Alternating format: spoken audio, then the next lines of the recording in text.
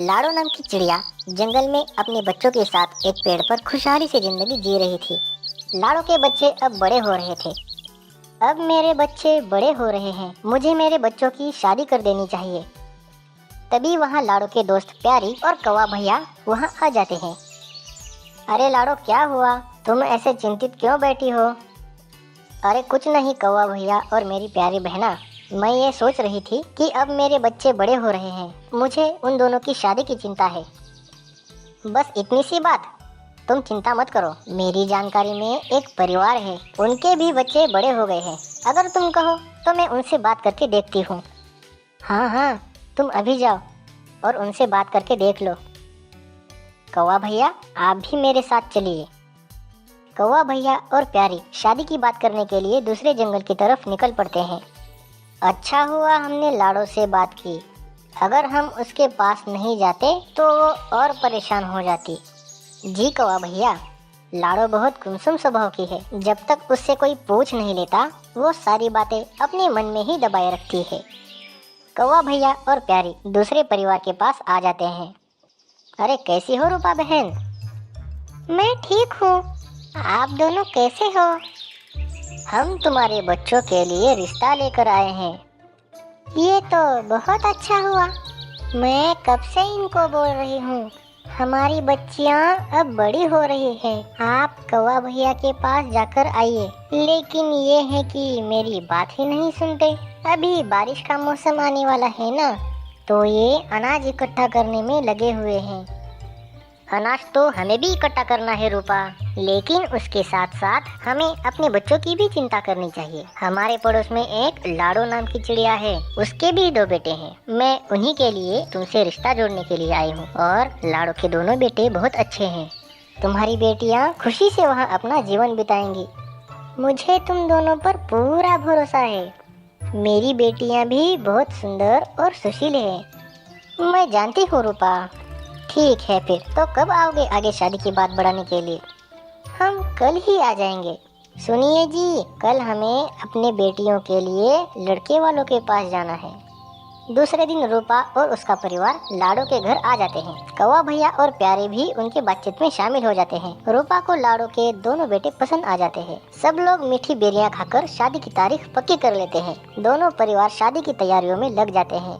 इधर लाड़ो अपने आस पड़ोस में शादी का न्योता देने के लिए निकल पड़ती है। एक एक करके अपने आस पड़ोस में न्योता देकर वो अपने घोंसले में लौट रही होती है।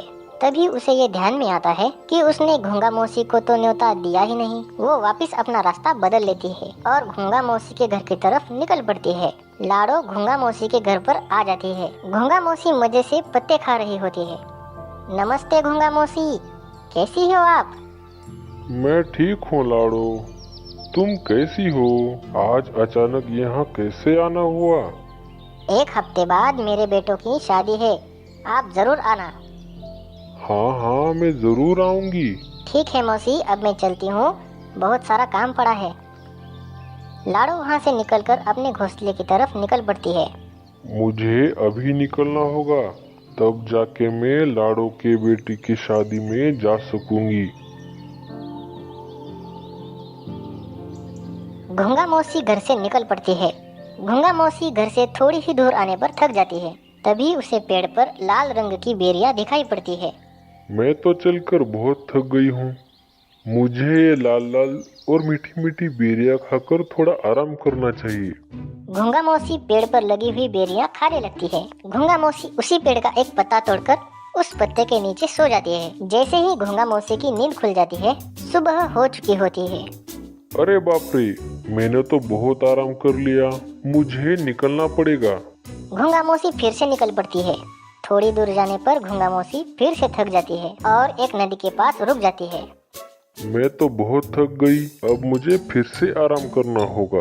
घोंगा मौसी नदी का पानी पीकर वहीं पर सो जाती है। जब घोंगा मौसी की नींद खुल जाती है, तब घोंगा मौसी को ठंड महसूस होने लगती है।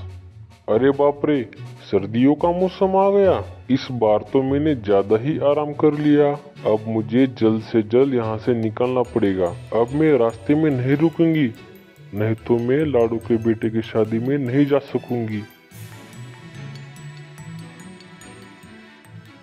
जैसे तैसे करके घोंगा मौसी थकी हुई लाड़ो चिड़िया के घोंसले के पास आ जाती है। वहाँ उसे दो छोटे छोटे बच्चे खेलते हुए दिखाई देते हैं। तभी लाड़ो चिड़िया वहाँ पर आ जाती है। अरे घोंगा मौसी, आप आ गई, आइए, आज मेरे नाती का नामकरण है। घोंगा मौसी सोच में पड़ जाती है। लेकिन तुमने तो मुझे बेटों की शादी के लिए बुलाया था। हाँ हाँ घोंगा मौसी, मुझे पता है। अच्छा हुआ मैंने आपको मेरे बेटों की शादी के लिए बुलाया था। कोई बात नहीं, आप नामकरण में शामिल हो जाइए। घोंगा मौसी लाड़ो के बेटे की शादी में तो नहीं आ सकी। घोंगा मौसी ने हार नहीं मानी थी। वो हर समय चलती रही और वो आखिर लाड़ो के नाती के नामकरण में आ पहुंची थी। सभी घोंगा मौसी को देखकर बहुत खुश हो रहे थे।